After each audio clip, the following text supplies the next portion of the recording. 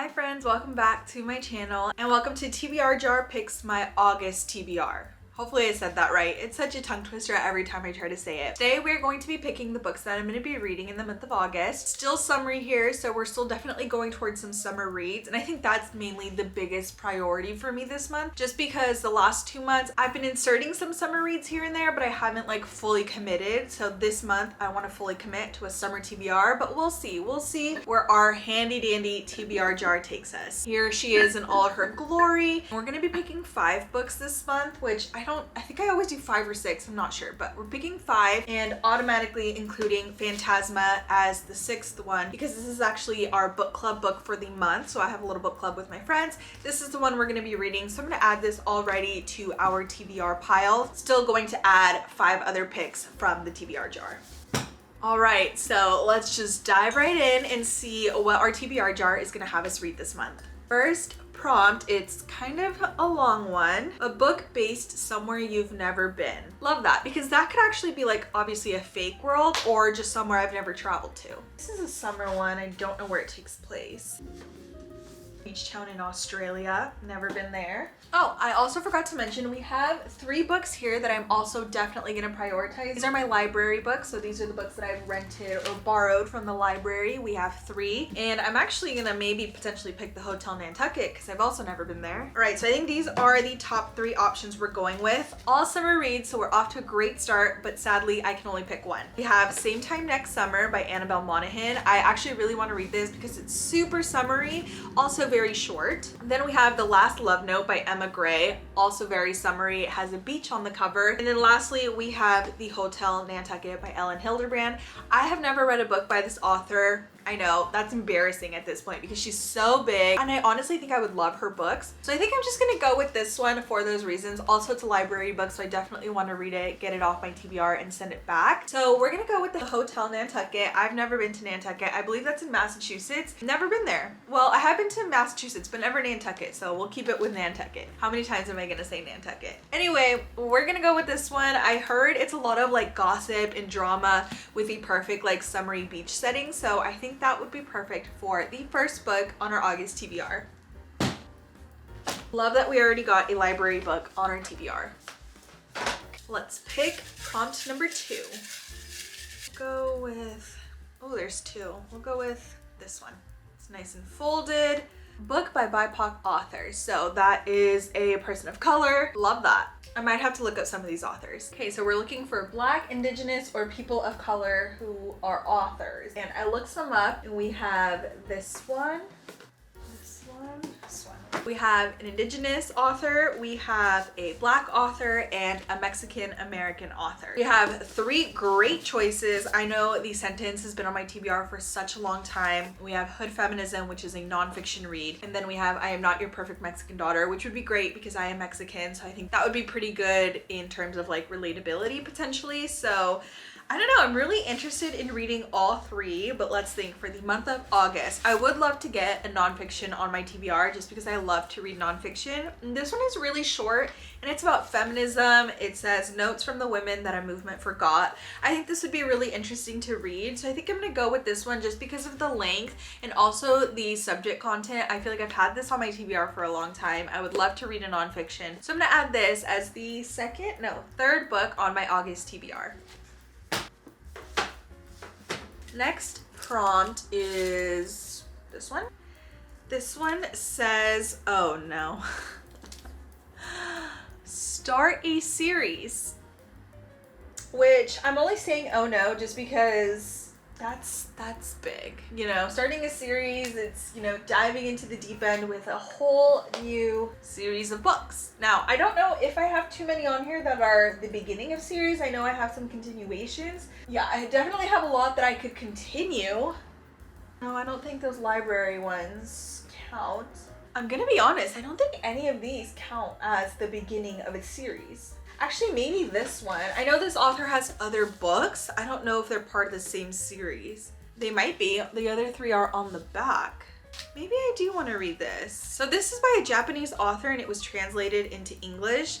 It's called Before the Coffee Gets Cold, and I don't know, it's another little short book which I wouldn't mind getting off my TBR, and I've heard a lot of great things about this book, so I think this is the one that qualifies the most.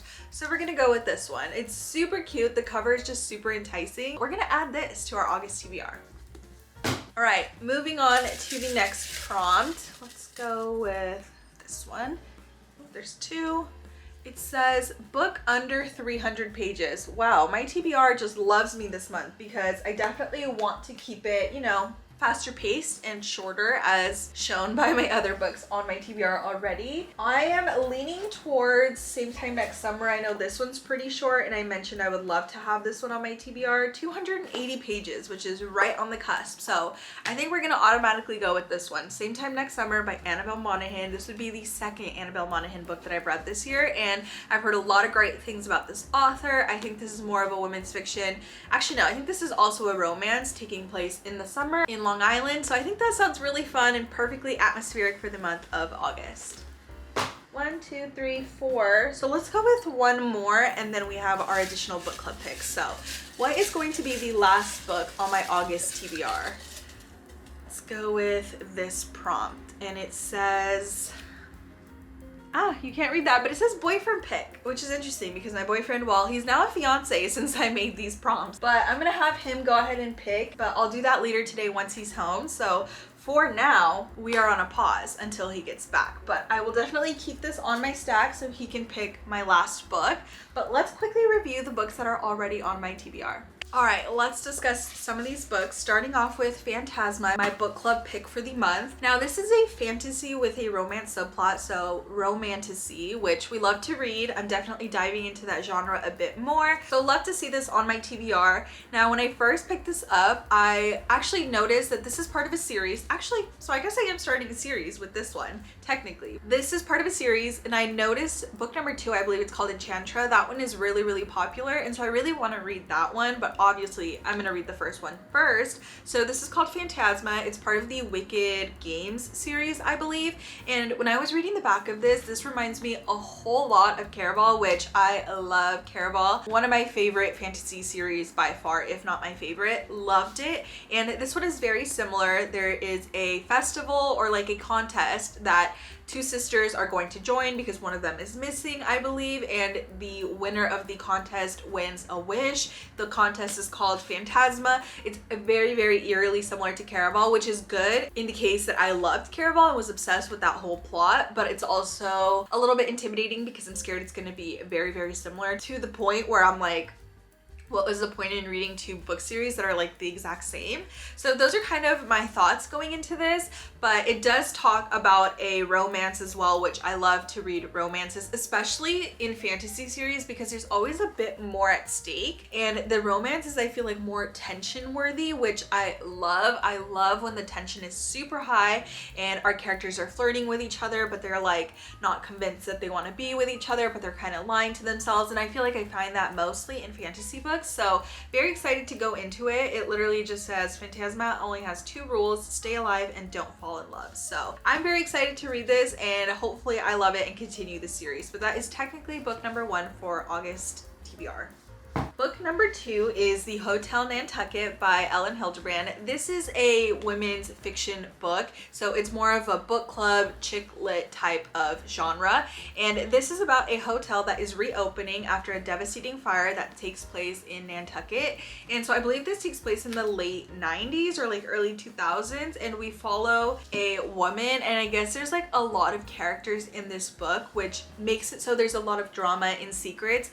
And I've heard that if you love to be like gossipy and nosy, that this is the perfect book for you because there's a lot of drama and secrets that are revealed, which sounds like my cup of tea, especially for the middle of summer. Like, this just sounds like the perfect book to take to the beach and lay down with. So I'm very excited to read this. It's been on my TBR for a long time. I'm really excited to read something by this author, and hopefully I love it. Not much to be said, but that. book number 3 is Hood Feminism, which is our nonfiction book for the month. And when I looked it up to kind of gather more information about it, it basically says, I mean, here on the cover it says notes from the women that a movement forgot. And it kind of talks about how feminism at its root is about women, especially women who can't meet basic needs. So that's education, that's food insecurity, all these things that people overlook and kind of take for granted.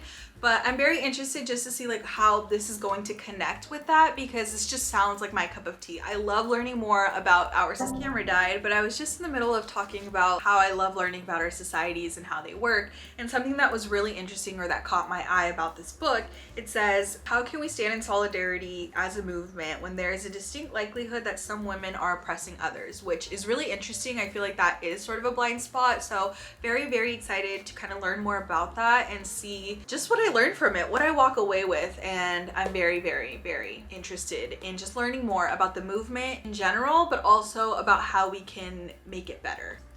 Next up, we have Before the Coffee Gets Cold by Toshikazu Kawaguchi. I think that's how you say his name. Again, this is actually Japanese literature translated into English. So I've seen this book all over the place. I feel like it's a fairly popular book. And like I mentioned, I believe it is a series because there are a couple other books on the back. Very, very interested just to see what I'm gonna think. The tagline on this says, what would you change if you could travel back in time? So I guess this is about a coffee shop that is like a normal coffee shop in a sense, but it also offers the chance to go back in time. And so I believe 4 people kind of take that chance just to try to change something in their life that they, I guess, had regrets upon or wish they did differently. And we kind of follow them on their journey and see what happens. So I think that's such an interesting premise that leads me to say that I believe this is more of a magical realism type of book, which I feel like I don't pick up too often and mostly sporadically, but I am excited to read this just because I've heard so many good things about it. It's a short little read, so it's not something that's going to be super in-depth. It just sounds really interesting. I love coffee shops. If you could go back in time, who would you want to meet?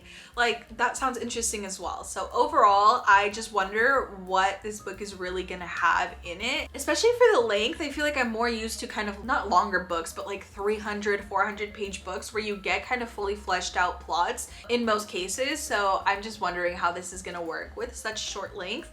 But that's also a positive because I do like that I have so many little short books on my TBR, because hopefully the goal is that I'll get through them and then I'll have some time for mood reading. So very excited to add this to my TBR. And then next we also have Same Time Next Summer by Annabelle Monaghan. Already talked about this one a little bit, but this one is a romance and also kind of women's fiction. I guess this follows our main character Sam, who is a fiance to Jack, and they kind of have their life figured out for the most part, and they are scouting wedding venues, I believe, when she runs into her first love, Wyatt.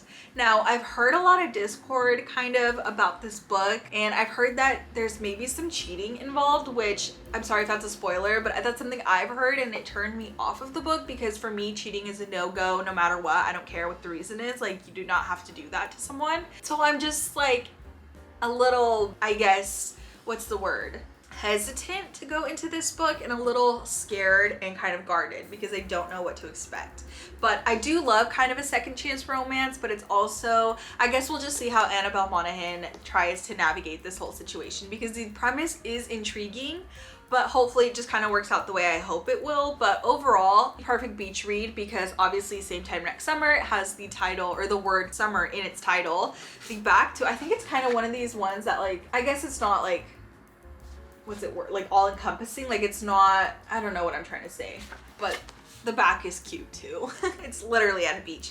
Takes place in Long Island at a beach house. Sam basically just has to navigate Wyatt re-entering her life when their connection is as undeniable as it always was. She will have to make a choice. So sounds interesting. We'll see what happens.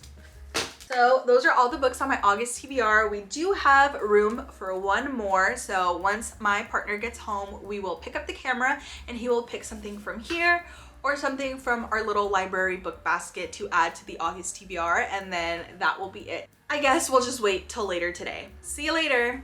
I'm back. It's later on in the day. We have our special guest, boyfriend turned fiance, since the last time I did this TBR prompt, so that's exciting. He's taking a look at the TBR cart because he has no idea what he's gonna pick. I wish I could tell him which ones I want to read, but obviously that would be cheating, I guess, and I'm gonna try to stay true to this little TBR prompt. So he's gonna have full and complete control over whatever he wants to choose. So we'll just see what he chooses. Any idea, or what are you looking at? Anything catching your eye? I like this one already. I was barely gonna start looking at them, and like the first couple sentences is Stella and Desiree are identical twins growing up together in a small southern black community, and we just watched a movie called Sinners literally 2 nights ago, and it's about 2 twins in a black community, and I was like, it'll be perfect.